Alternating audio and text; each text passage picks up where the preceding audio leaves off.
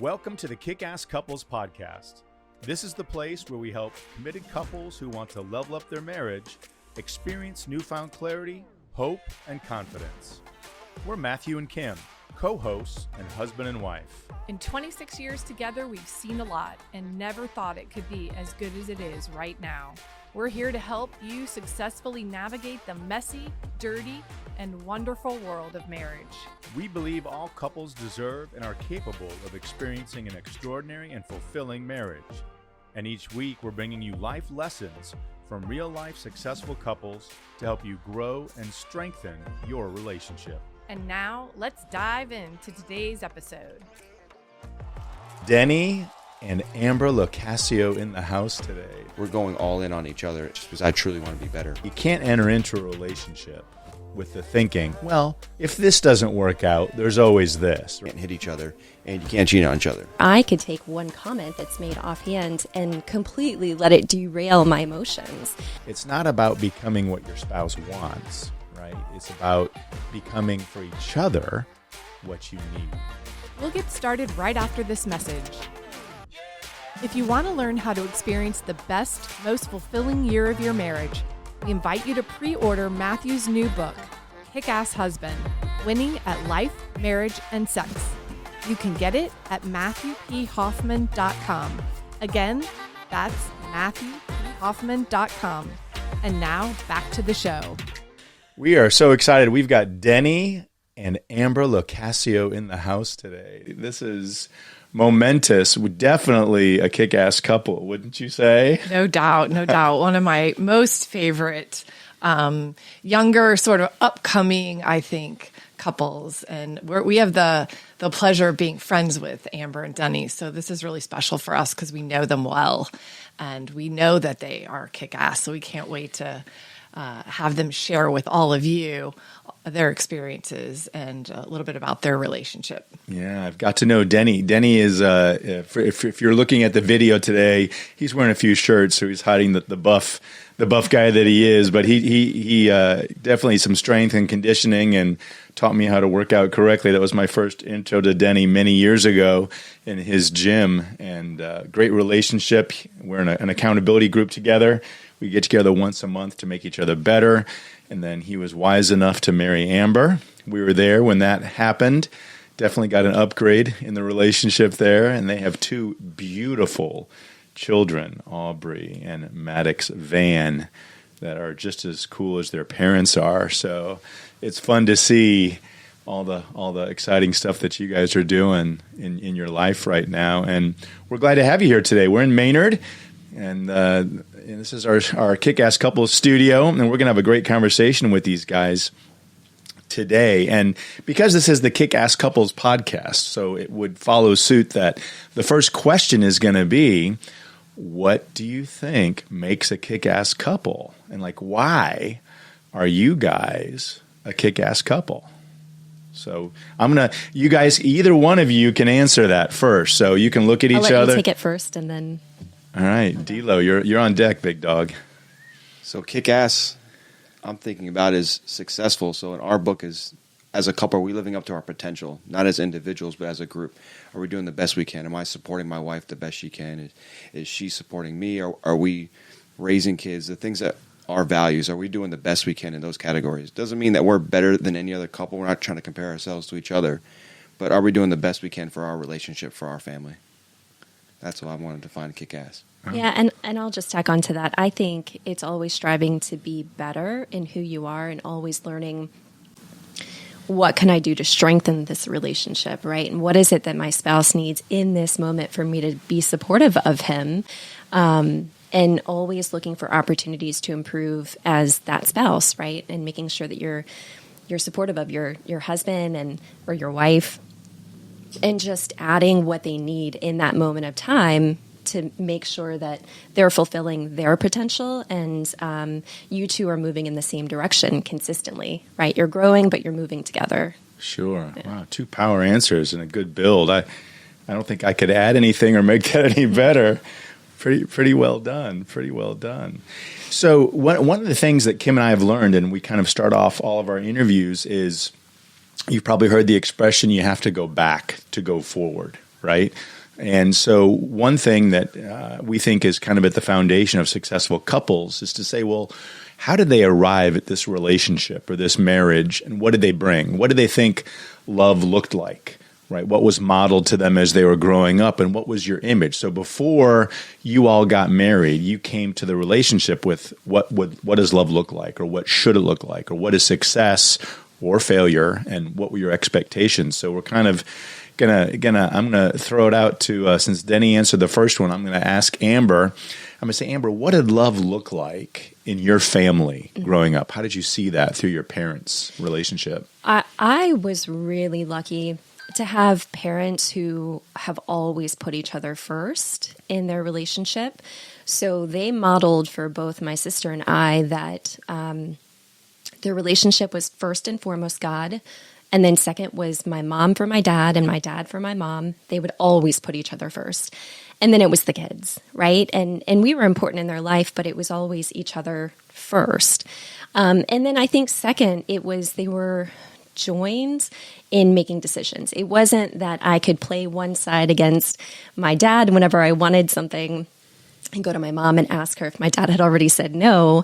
And go to my mom and ask her and see if I could get a separate answer. They were always kind of on the same page with how they were going to move forward as a couple, set the standard for their kids. And so I've always seen a really strong and very powerful relationship between the two of them.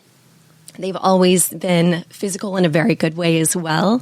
They have always shown affection towards each other and have always kind of modeled a really loving, very affectionate kind of relationship. So I think I came to that with the expectation that there would be a lot of laughter, there would be a lot of love, there would be a lot of communication, open communication, because I always saw that from my mom and dad as well. And so those are the biggest things that I think stand out for me for what my parents, how they modeled love. Sure. It sounds like a terrific way to experience it, and you brought some important things to the relationship. I love to hear that, Amber. I think you and I are very similar in our families of origin. I share a very similar background, and I'm just curious, how was love expressed to you? How did you feel loved by your parents? My parents always vocalized it. It was always, I love you so much. I think you're amazing. They articulated their love. They also showed it quite a bit. I mean, my mom was a big hugger, and so was my father. They were always present. So if I had a gymnastics competition, or if I had a big exam and it was in something that my mom could help me with, such as it was a math exam or something, she would always step in and she would be present and walk me through everything. I think they were always present in our lives.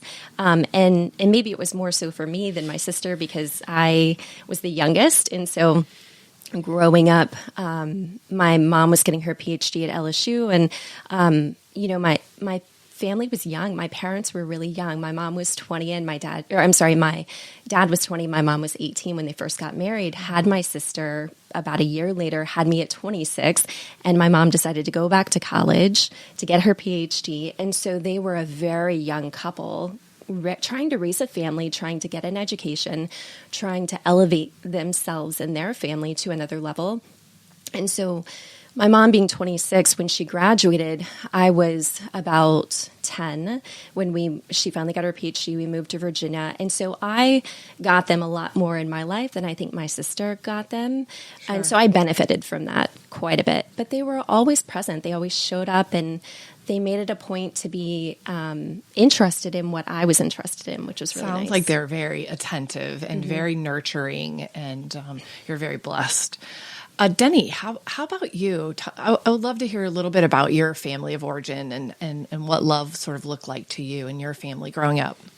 So we have a few things, Amber and I, is similar, but many things differently about my family. Similarly, my family is very affectionate, hugs and participation in sports. Sports, like Amber's family, is always a big deal in our house. So always the families at the games, traveling, taking us there, doing those types of things. What's very different about our family is just my parents probably not always were on the same page. My dad kind of had his way of doing things. My mom had her way. And my dad never really upped his game as being a husband or those types of things, where he never really worked on it. He kind of checked the box of being married, and that's just kind of what he did. And that was kind of really how he is in life. He goes to work, comes home. That's how life is. And so seeing those things probably really affected me, how I view how I wanted to be later on as a husband, as a father. But I also had influence in both sets of grandparents. I have both my grandparents on both sides are like married 50 plus years, fully committed, like what Amber had with her parents, the joy, the laughter, caring for each other more than anybody else. So I also had those things in my life too. You know, when I was in high school, my senior year, my parents got divorced. So I also saw things too, like, hey, I don't ever want this in my life. So what am I going to do to make sure that this doesn't happen? So I saw things I didn't like and things I did like, which really affected us and my relationship with Amber. You're so fortunate to have those role models. You know, sometimes we don't always get that from our immediate families, but there are people in our families who can give those examples and be those parents for us. So I love hearing that, Denny, and thank you for sharing that. Can I add on, though? Oh, to that? absolutely. Absolutely. So I think his mother is amazing. She's been a godsend to us for sure. And his mom made it a point to make sure that he was exposed to other strong men in his life as well, not just his grandfathers, but people in the church who she knew he would have a really good role model in. And making sure that, you know, he had what he needed in that moment that was really pivotal in his life, or when he was becoming a man, you know, and going into adulthood. So I credit his mom so much with how he turned out as a man. She's a wonderful lady. Yes. I have had the benefit of getting to know her as well, and you guys are blessed. And I think one of the ideas I heard you express, Denny, is that we think growing up that parenting is just our parents. And I think when we get more mature and maybe have a little more life experience, we see that those father and or motherhood roles can come through a lot of different people.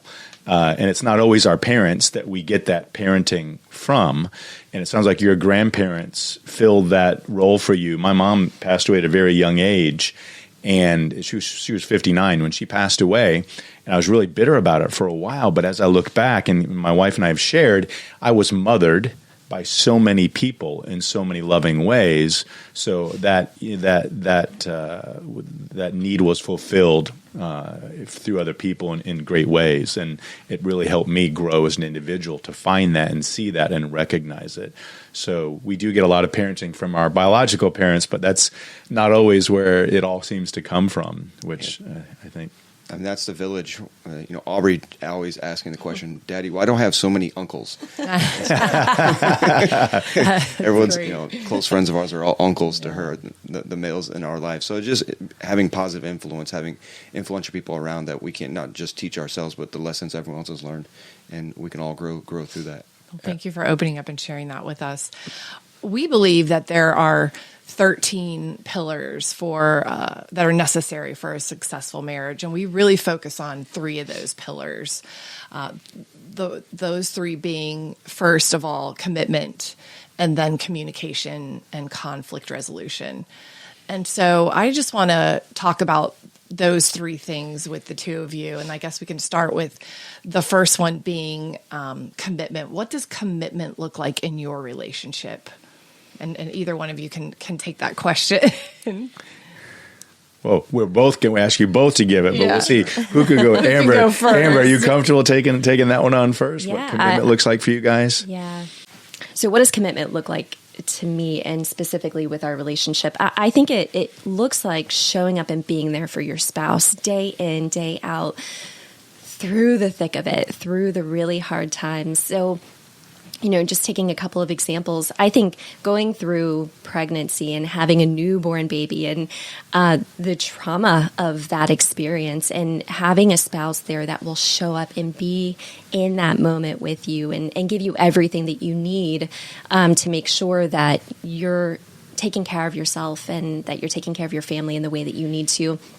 Another example is, you know, I was hospitalized right after we were married in Napa, and he was there by my side the entire time. So it's not just being there through the fun things and the exciting things and the successes, but it's being there through the really hard times where you don't know if you're going to make it, another minute. And I'm really fortunate to have somebody who is so steady, and he's always striving forward, and he doesn't waver in his commitment to whatever it is that he's taken on, whether it be a relationship, his kids, his job, anything that he donates his time to. Like, he's just always been so committed, and I'm so grateful for that, to have somebody who's so steady in my life. So it sounds like you feel that in a lot of different ways, and you have felt that. Oh yeah, from in demonstrable, tangible ways through the thick and thin. Mm-hmm.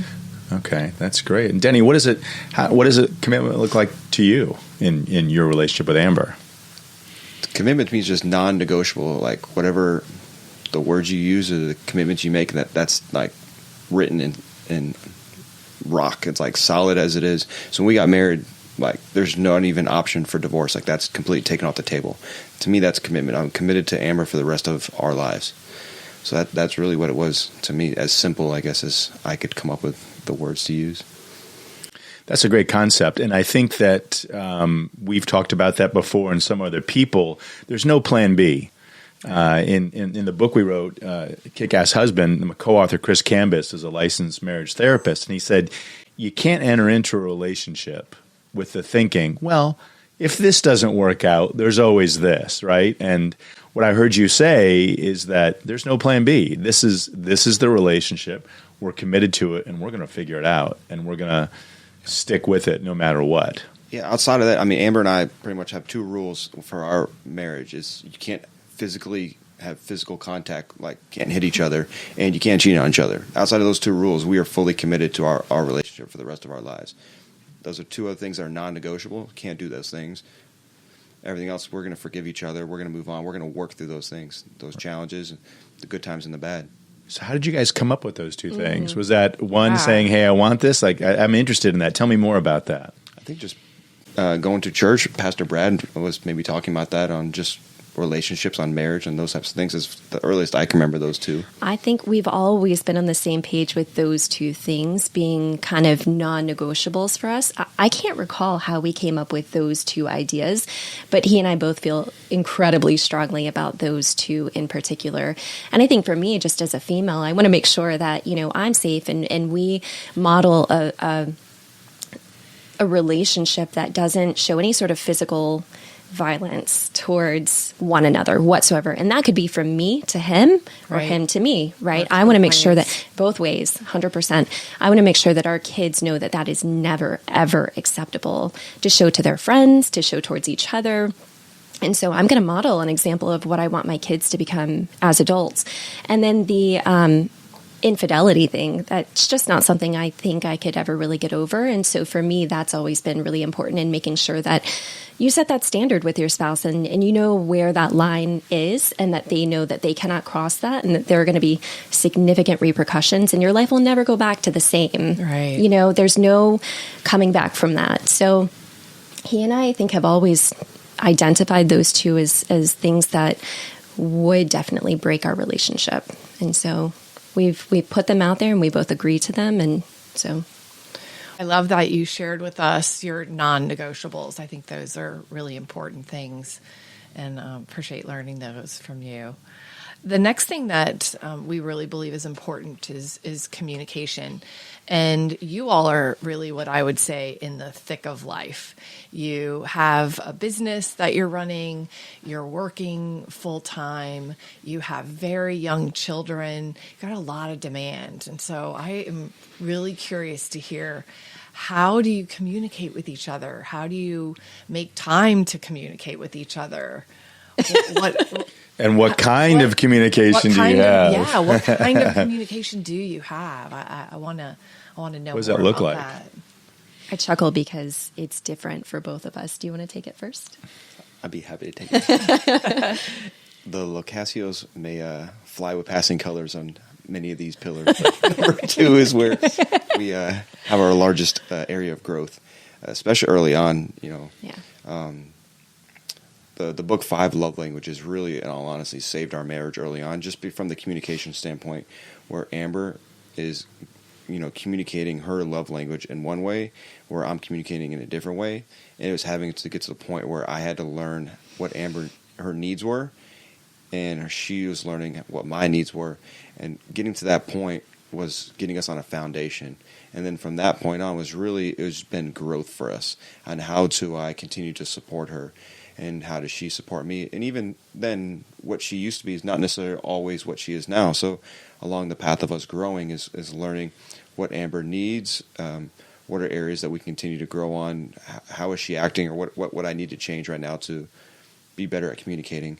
For us, we're talking about the kids. For us, our calendar is a way for us to communicate, is like, hey, seeing what's coming up, see what's on the schedule, talking about how is your day going, what do you need help with, what can I help you, what can I assist you with, what at the end of the night, just putting some time together that it's just us without any distractions, without the TV or the phones, those types of things. I think that's a big deal. We may not get the most amount of time right now, but we try to make as much in that time that we do have, just make it, all in on that time. Yeah, Go ahead, girl. I like to talk about everything, and I've probably backed down a little bit from that since becoming a mother, because you are so exhausted at the end of the night that sometimes you just want to kind of sit in silence. Sure. You don't want to talk Just anymore. You just want enjoy to the quiet. decompress a little bit. Exactly. But early on in our relationship, I wanted to talk, ask questions. And Denny he internalizes so much, and he's processing everything, but he's not necessarily regurgitating everything that I'm saying. And so he and I had, and still have to an extent, different communication styles, fundamentally. I think I've if there was a spectrum and we were on opposite ends, I've moved towards his end of the spectrum a lot more as I've gotten older and older. I chuckled at first when you asked the question, because Denny thinks that a way of communicating with me is putting something on the calendar and then we don't have to have a conversation with it. And that is something that I struggle with, because it can come through on our calendar, but I don't necessarily see it, or I don't think about it, or I don't plan accordingly. If it's a birthday party, there's things that go along with getting prepared for that birthday party, right? So it's having a conversation of, what are you doing? What am I doing? Are we doing this together? And making sure that there's dialogue that comes along with just putting it on a calendar. Sure. So, what are the expectations? Exactly. I mean, you That's just can't something show up I'm with 2 still kids. learning. Exactly. Yeah. What are your expectations when we're talking, or maybe we haven't talked about this and we need to? Yes. So Denny hit the nail on the head. Communication is something that we recognize 100% is probably our weak spot, but that we're constantly moving towards improving upon all the time. Well, what I loved is I heard a couple things. One, when you talked about the 5 love languages, Kim and I read that as well, and it was helpful to us. But forget what it is. The fact that you all, I know Denny is a avid reader, and Amber, I know you read and listen, and you're always, both of you are looking for continuous improvement, which is critical. But to have that in a relationship and a marriage is the oxygen of the marriage, and the fact that you all, A, realized it wasn't going so hot, and then B, you didn't move away from each other, but you leaned into each other, read a book that gave you a little bit of some ground rules or some structure, so it wasn't one of you telling the other, right? And you invested. You invested in that relationship, and investing in the communication, it's never going to go away. And there are some social norms and expectations about how men communicate, how women communicate, and I think there are some things that men and women do differently, but it's just different communication. And Amber, the fact that you said, hey, I've learned I had to move a little closer to his style for it to be better for us. And I'm sure Denny has learned how to come the other way. And it's not about becoming what your spouse wants, right? It's about becoming for each other what you need. And so I think what I heard you guys saying is, hey, it needs to be better, but we've done some things and we're working on it. And that's the beauty. That's the magic of being kick-ass. So you guys just shared a great example in your relationships. And I love to hear about that on communication and fulfilling that for each other. I think. Yeah, I love the idea of continuous improvement. I think it's really important. And I think that's what keeps us going in the same direction, keeps us sort of committed to each other. When it comes to creating a kick-ass marriage, do you ever wonder how you're doing? We found that there are 13 key components that make up a thriving relationship, which is why we've created the Kickass Assessment. In this powerful free tool, you'll learn what they are and how you and your spouse are ranking in each one. And you'll get recommendations that will help you start improving today. To get your results, simply visit MatthewPHoffman.com. Again, that's MatthewPHoffman.com. It's time to start kicking ass. Let's go. I wanted to ask you both about sort of a more hot topic, and that's conflict resolution. I know that from our families of origins, we see how our parents maybe modeled conflict resolution, how they handled communicating with each other when there was a challenge or something came up. And, life ebbs and flows with challenges and issues. And I'm curious, when you have a conflict, how do you resolve it? How do you approach it? How do you talk about it? Would love to get your insight on what you do in your relationship when there's a challenge that arises. What I saw growing up from my parents, they did not fight in front of us. In fact, I never really thought they had a fight because we weren't exposed to it. If they disagreed about something, they always had that disagreement behind closed doors. So for me, it's important not to have, you may have a disagreement with your spouse, right? And kind of have that negotiation in front of them. Sure. But for me, it's important not to have that full-blown disagreement in the presence of our kids. For me, that's really important. The way that we deal with conflict resolution is completely different as well. But I think that comes back to our communication styles. So for me, I like to talk about what's wrong, and I like to talk about it in the moment when it's fresh and when the emotions are raw. And I feel like that is when we're best positioned to kind of resolve that conflict. Denny takes a very different approach where I say he likes to get on his train and go for a really long train ride and then come back and then have the conversation. So early on in our relationship, it really bothered me a little bit to not be able to have that conversation in the moment that I felt like we needed to have the conversation. But whenever I would badger him on it, it just made the situation 10 times worse. And so I think over time and just making sure that I didn't let my ego get in the middle of what was really going on, I learned that I had to back down. I had to give him the time that he needed to process whatever it was that we were arguing about so that he could come to the conversation and be productive at resolving whatever the issue was between the two of us. And so now I think we found a really good, happy spot in how we handle conflict. I don't know. What would you have to say? You're spot on many of it. And I think, too, now that we've had kids, young kids at that it comes to a point too where like you got to make a decision. At least I do personally. Like, how long do you really want this argument to last? If you want to continue to not be comfortable in the house and not be comfortable with your wife, and just hold this grudge, or do you want to find some middle ground, talk it over, figure out what needs to happen, and that way you can just move on and still find joy and be productive. And I think some of the funny things that we're coming up with now is like, if we feel a certain way about maybe a topic, it's like, are you really prepared to die in the mountain, die on top of the hill for this? I'm not dying on that mountain. And then Amber's like, nope, I'm not ready to die on that mountain. Yeah. So that's what you want to do. Let's go with it. So it's like, all right, are you really going to continue to fight for what we want to do today or something? Whatever the topic is that we want to come up with, we just said, nope, okay, I'm not ready to die for it. And if I am, then we keep going with that.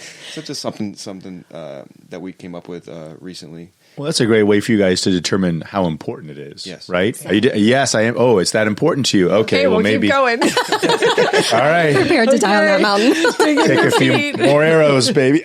Here we go. The good news yet, we have not both wanted to die in that mountain just yet. That's good. That's good. Well, and I love that, it sort of brings a little sense of humor to it as well, which sort of breaks up whatever is just firing at that time, and you bring a little humor to it. So I think that's great. Well, I love, and you guys, it's funny, you used a term that's in our book. Yeah. Chris Cambus has an expression with his wife called taking the train. He shared an experience. I'm in the shower and I'm thinking about my day and I'm getting ready. My wife comes in and, it's 20 questions and I need you to do this and this, and he's just thinking, whoa, wait a minute.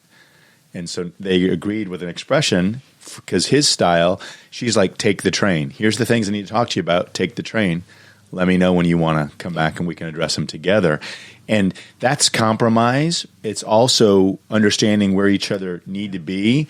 And I wouldn't say there's only two styles of conflict resolution, but in our relationship, Amber, I treat things like you do. Hey, it's fresh, it's here, let's get through it and handle it.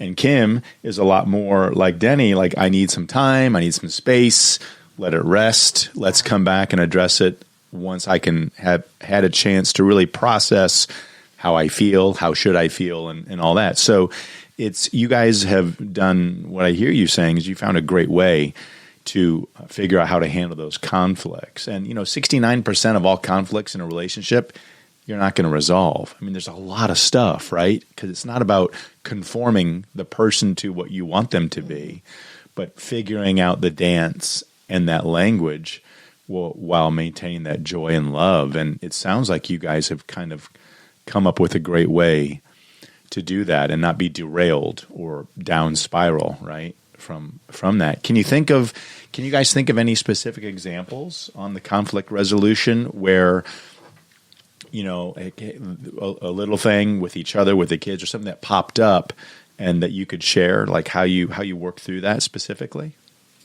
Yeah, I mean, there's one coming up. There's hasn't happened yet.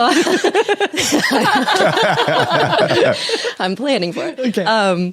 No, so next weekend we're doing a ruck, and rucks are really important to my husband, and it's in Sarasota, and it's a big deal for him because he's planning it, and he loves taking our family out there, and it's a time for us to be together, doing something that we can all physically do while enjoying being outside and working towards our health. And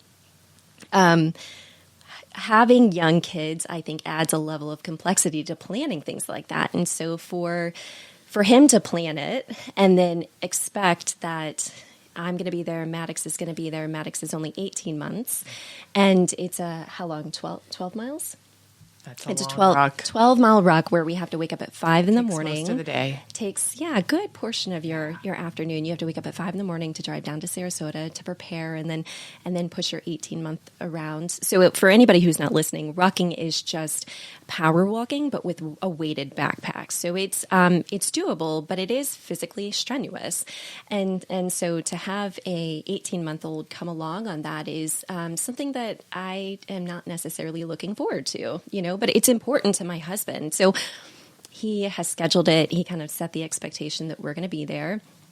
And I pushed back and, told him my honest feelings of, I don't want to do this with an 18-month-old. That's a lot to take on. And so he gave me my space. That was an experience where I actually needed time to just think about logistically, how does this work out? It wasn't something that I thought in the moment we had a good resolution to. So I really had to reflect on what does this really look like? And so you probably gave me a week to work through that situation in my head. And then, the conversation came back up and he said, what are you going to do? And I told him, I just need flexibility in the situation. I can do the ruck and I can show up and be present, but I need an exit plan. I need an exit strategy, right? I need to be able to, at whatever point that makes sense, to have that off ramp from the ruck and be able to take our 18-month-old back to an environment where it's comfortable for us. And so I think that was an example of conflict resolution, but more so compromise, and just making sure that I show up in that moment where it's really important for him and I'm present in the moments that are important for our family, but also that he recognizes that it's not always apples to apples. And sometimes I need a little bit more flexibility in the situation. And so that's a really good example that comes to mind that's fresh. Sure. Yeah, I love that you were able to say to him, I need an out. I need to have some flexibility. I want to do this and I want to support you.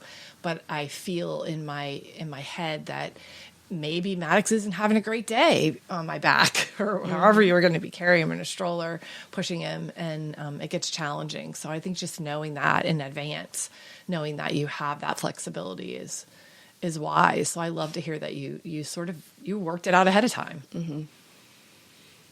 Do you have a... No, all smiles over there, Denny? Right? Well, You mean an 18-month-old can't make it 4 hours?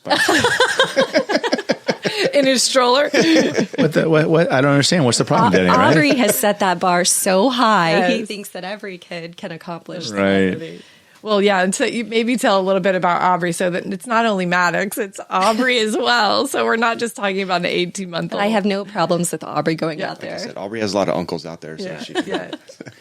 Aubrey's the 4-year-old that rides her bike with training wheels for 4 hours, smiling, singing, and thinks this is the best thing yet. A force to be reckoned with, no doubt. She doesn't know any better. She's She a chip doesn't. off the old block is what she is. Both blocks. For sure. So guys, we've kind of the 3 C's. We've got some good responses from you on those, and there's a few other things that we want to talk about. There's an expression that we have called spillover thinking, and it's a concept that Kim and I have talked a lot with each other. And success in one area, spillover thinking is really just success in one area, your number one relationship, right? If this is your number one human relationship, spills over to success in every other area of your life. So I just want you guys to think about and maybe respond. How have you seen the success of your relationship with each other benefiting you in other parts of your life, whether it's your career, your extended family instead of your immediate family? But what have the two of you done or shared that's really brought success to you in other parts of your life? I mean, the first thing that comes up to me is I would not be the father to Aubrey had I not had Amber as my wife. Just the things she teaches me about communication, about a father-daughter relationship, expectations as a male, having a daughter, those types of things, like, she's the ultimate teacher for me when it comes to that. I would not have the relationship with Aubrey had it not been for Amber. That's the first thing I think about when I think of what you're saying. Yeah, so she models and has modeled and really taught you about what it means to be a good father to your daughter. Mm-hmm. That's fantastic. Yeah, that's powerful. What about you, Amber? What would you think? What has spilled over from your relationship into other areas of your life? I think Denny is so steady in who he is as a person, and I tend to kind of have ebbs and flows in my emotions, and I think what he's brought to me personally is just a steady hand, and I've been able to take that to many different facets of my life, whether it be raising our kids and taking a more stoic approach in that, because Denny is very big on the stoic philosophy where he doesn't let the little things ruin his day, right? Where I could take one comment that's made offhand and completely let it derail my emotions. So I think he reinforces that steady nature in me where it's not always natural. I always want to let my emotions kind of drive the outcome of my day, and Denny is the exact opposite of that. He is very much in control of his emotions. He's very much in control of the outcome of a situation. And I'm constantly trying to move more towards that direction because it's powerful. I mean, you could do so much when you kind of stop caring about the noise in the situation. And he's fantastic at it. I love that. I admire that about Matthew as well. I feel like he's the constant in our family and always has been, and that has taught me so much because I sort of ebb and flow, or again, if something has happened during the day, it can really derail me as well. And I think that having a constant in your life is important, and it's a big help to your relationship. No doubt. So we're going to do 2 more things here. One is we want you guys to, I'm going to give you a long intro to this. If there's one piece of advice that you could give yourself when you were first married, what would it be? Like, what have you learned thus far in your relationship? Like, oh man, if I'd been doing this from day one, that you wish you knew my then. life would have, our relationship would have been so much better if it didn't take me so long to figure that out. Can you each think of that one thing? Like, hey, Amber, when we first got married, because you said you guys have been together 17 years, but you've been married, is it 12? 6 going on 7. Yeah. 6 going on 7. Okay. So you guys have been in a long-term relationship and marriage came in a little bit later with kids. So who, I mean, our area that we need the most work on is the communication. We're so strong on many of the other, pillars in our relationship.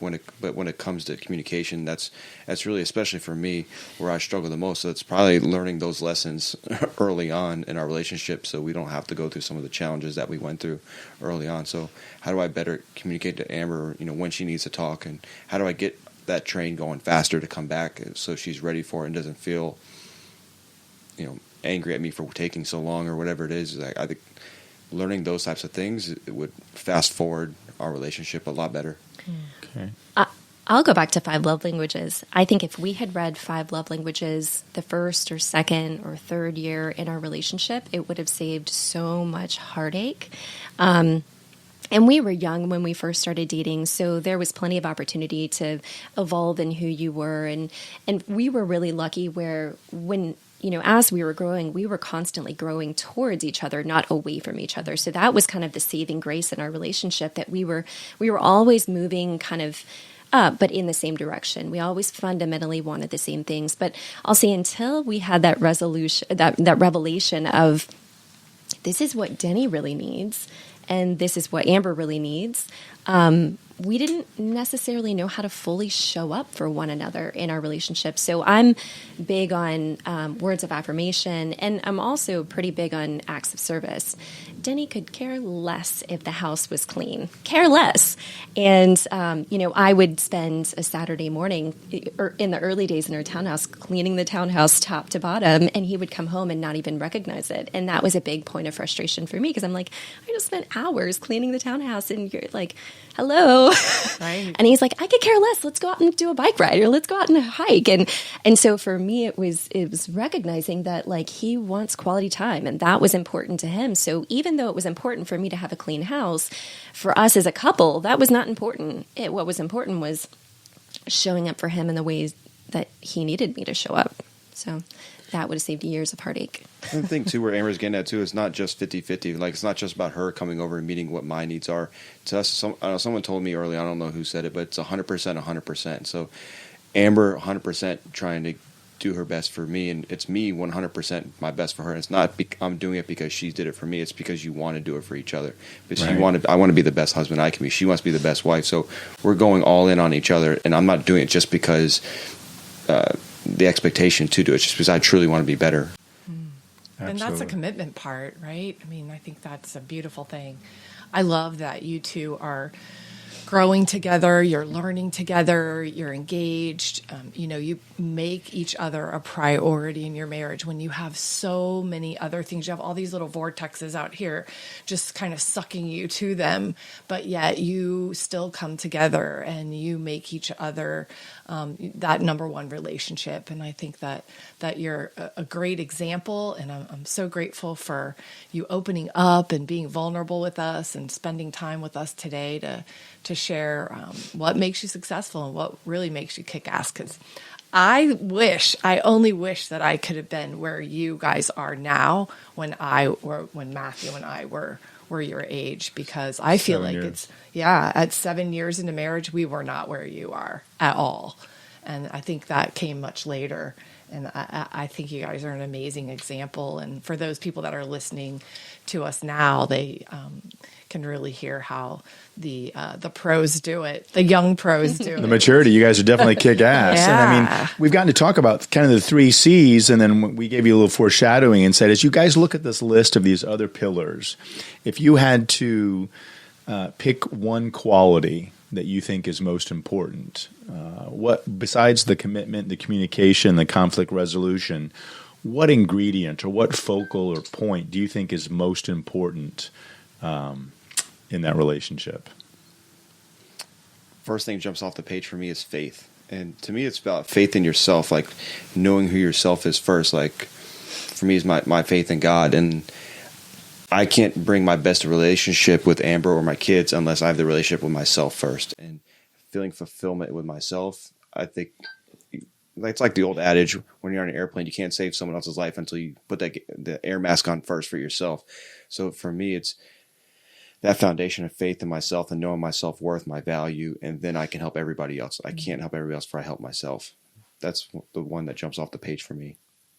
Okay, so faith. And what would you say, Amber? Would you agree? Is there something different that jumps off to you, or another quality? Or the one thing that I think I tend to emulate the most is probably selflessness, of making sure that our family is taken care of, and my husband's taken care of, and everything that we need to do is kind of taken care of, and sometimes almost to my own detriment, but making sure that our family is in a position of being where we need to be. So for me, that probably stands out the most, because I feel like that's what I need to give for our family to be best positioned, to have a successful day or week or whatever that looks like. So that's the one that really stands out to me. Sure. Taking a selfless nature. And what do you think is your biggest challenge, each of you, relative to those important qualities, to not letting that get in the way of you doing that well? Like Denny, you talked about your faith and your what gets in the way of you keeping that where it needs to be in your relationship. 2 young kids right now, it's just a time commitment. We have a 4-year-old and an 18-month-old, so they're in the way, lack of a better word, just higher needs. Is like they're not necessarily that self-sufficient. They can't just cook themselves all the food they want, or they can't drive themselves to gymnastics or whatever it is. So it's like really making sure that you're right now putting them as a priority. So kind of the ebbs and flows of life. So right now it's just making sure that they're okay, and the time commitment to do that, and continue to have a business, continue to have a successful marriage, those things that all require time and work. So putting those in. So it's just really a priority of like, where does yourself, that faith portion, fill up that time? Okay. All right. How about you, Amber, with being selfless, and what gets in the way of you not being selfless, or tries to derail you from that, having that focus in your relationship? Oh, I'll answer for you. It's the time with her as well, because like it's funny she said this, because my comment about her is she is the most selfless person I know. Her and her dad are like the 2 most selfless people I know. And like, she's like asked me the other day, can I put a hair appointment on the schedule? This girl doesn't do anything for herself. So it's like, yes, put 4 hours in the calendar so you can go by yourself. I'll take care of the kids. It's not a big deal. And she'll even ask to do that and not just go ahead and do it. Like, she's the most selfless person I know. But I think sometimes to my detriment. Right. Like, perspective. It's not a problem of being selfless, because I want to do everything for my kids and I want to do everything for my husband. But you need to take care of yourself as well in that equation, right? I need to take care of myself so that I can show up for my husband, and not be fully drained at the end of the night as well. So it doesn't get in the way. It's almost like I need to prioritize myself to an extent and make sure that I'm not over prioritizing being selfless, right? To make sure that we are in a position to where we're happy, and I'm not completely burnt out at the end of the day. You have to build that time in for you. 100%. Especially as a young mom and wife and work, and I mean, everything else is all consuming. And I think it is that we pour so much out into our family that at the end of the day, there's little left over. And we just sort of go to bed drained, and we wake up and it's like Groundhog Day, just start and do it again the next day. So I love that you recognize that. And I think it's important that we do make time for ourselves. We're grateful. You guys have given us a good amount of time and shared openly. We appreciate you, and just want to recognize, Kim said it earlier, but where you guys are in 7 years of marriage, if we had been there, we're up on 26 and a half, but if we'd been where you guys are at 7, we'd be in a very different place right now. So it took us a while to learn a lot, and you're getting ahead of the curve, but it pays off in spades. You can tell, because we see it in your relationship and your love and commitment for each other. We see it in your kids, and how they operate and how you work with them. And you guys are modeling what it means to be kick-ass in all areas of your life, whether it's your relationship, your business, and your family. So we want to shout out and recognize you for your commitment to those standards, because it's evident in how you live and what you do. So thank you for sharing with us today, a little peeling back the curtain a little bit and showing us what happens in the Locascio household. You're welcome. We're grateful to be here. That's all we've got for this episode of the Kick-Ass Couples Podcast. If you like the content of this show, you'll love Matthew's upcoming book, Kick-Ass Husband, Winning at Life, Marriage, and Sex. To receive a digital mini book of quotes and images from the book, all you have to do is rate this show and leave a review in Apple Podcasts, Spotify, or wherever you tune in to listen. Then email us a screenshot of your review at podcast@kickasscouplespodcast.com, and we'll get it over to you right away.